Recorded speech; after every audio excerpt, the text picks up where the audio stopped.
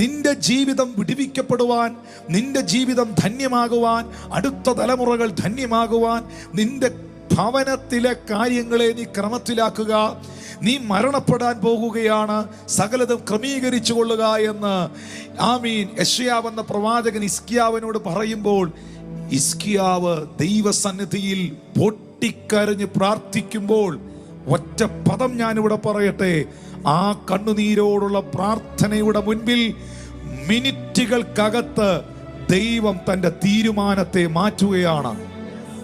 ഞാൻ ഇങ്ങനെ നിങ്ങളോട് പറയാൻ ആഗ്രഹിക്കുന്നു, നിങ്ങളുടെ പ്രാർത്ഥനയ്ക്ക് ദൈവം ചില തീരുമാനങ്ങൾ എടുക്കുവാനും ദൈവം എടുത്ത ചില തീരുമാനങ്ങളെ മാറ്റുവാനും കഴിയും. നിങ്ങളുടെ നിലവിളിക്ക്, നിങ്ങളുടെ പ്രാർത്ഥനയ്ക്ക് ദൈവം ചില തീരുമാനങ്ങൾ നിങ്ങൾക്ക് വേണ്ടി എടുക്കുവാനും ദൈവം എടുത്ത ചില തീരുമാനങ്ങൾക്ക് വ്യത്യാസമുണ്ടാകുവാനും ഇടയായി തീരും. പ്രിയപ്പെട്ടവരെ, ഇന്ന് ഏതൊക്കെയോ വിഷയങ്ങളുടെ നടുവിൽ കരയുന്ന, നിലവിളിക്കുന്ന, പ്രാർത്ഥിക്കുന്ന, ഒറ്റപ്പെടുന്ന പ്രിയ ദൈവവൈതലേ, പ്രിയ സഹോദര, പ്രിയ യൗവനക്കാരാ, പ്രിയ യൗവനക്കാരി, പരിശുദ്ധാത്മ പറയുന്നു, ഇന്ന് നിന്റെ പ്രാർത്ഥനയുടെ മുൻപിൽ സ്വർഗത്തിലെ ദൈവം ചില ശാപങ്ങളെ അനുഗ്രഹമാക്കാൻ പോകുന്നു.